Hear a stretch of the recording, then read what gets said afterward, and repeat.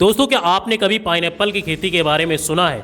और पाइनएप्पल आखिर उगाया कैसे जाता है? आखिरकार इसकी खेती कैसे की जाती है? दोस्तों, आज की इस वीडियो में हम आपको बताएंगे पाइनएप्पल और एलोवेरा की खेती कैसे की जाती है और इसे मार्केट तक कैसे पहुंचाया जाता है। दोस्तों, पाइनएप्पल के पौधे को लगाने के लिए रेतीली मिट्टी की आवश्यकता होती है, क्योंकि ये एक प्रजाति का फल होता है। उसके ऊपर कांटे लगे होते हैं। इससे पहले जिस मिट्टी में पाइनएप्पल को उगाना होता है, उस मिट्टी पर ट्रैक्टर से अच्छी तरह जुताई की जाती है और खरपतवार को छांट छांट कर अलग कर लिया जाता है। जुताई करने के बाद उस खेत में पॉलीथीन की काली थैलियां बिछाई जाती है।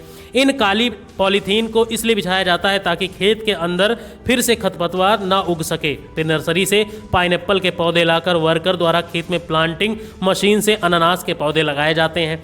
कुछ दिनों बाद इन पौधों में दवाई का स्प्रे भी किया जाता है। ये मशीन ट्रैक्टर द्वारा जुड़ी होती है। यह मशीन एक बार में सारे एरिया में दवाई का छिड़काव कर देती है। इसके बाद इन पौधों को कर्मियों द्वारा इसमें खाद बीज डाला जाता है।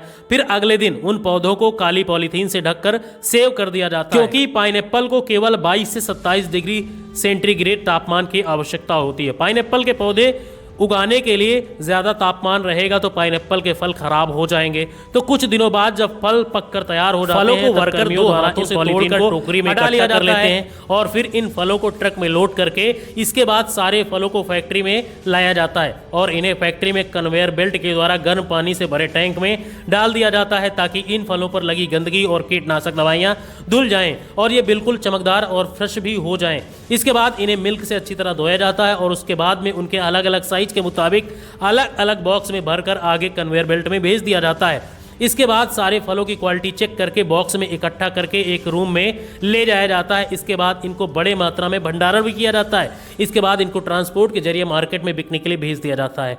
दोस्तों, एलोवेरा वैसे तो इसकी खेती किसी भी मौसम में हो सकती है, लेकिन इसके लिए जो बेहतर मौसम माना जाता है वो बरसात का, यानी कि जून, जुलाई और अगस्त का महीना, क्योंकि इस महीने में इनकी ग्रोइंग बहुत ही हायर लेवल की होती है। कुछ इस प्रकार से एलोवेरा के बच्चे प्लांट को लगाते हैं और कुछ दिनों बाद इन पर पेस्टिसाइड और इंसेक्टिसाइड का छिड़काव किया जाता है, जैसे कि एलोवेरा प्लांट में कीड़े और खरपतवार ना लग सकें। और कुछ दिनों बाद तक यह प्रक्रिया ऐसे ही चलता रहता है। और अब वो दिन आ गया जिसका हर किसान को बहुत ही बेसब्री से इंतजार होता है, यानी कि इसके हार्वेस्टिंग की। तो कुछ इस तरीके से सावधानी पूर्वक इनकी पत्तियों को काट लिया जाता है और इनमें से कुछ पत्तियां छोड़ दी जाती हैं ताकि बची पत्तियों को फिर से उगाया जा सके।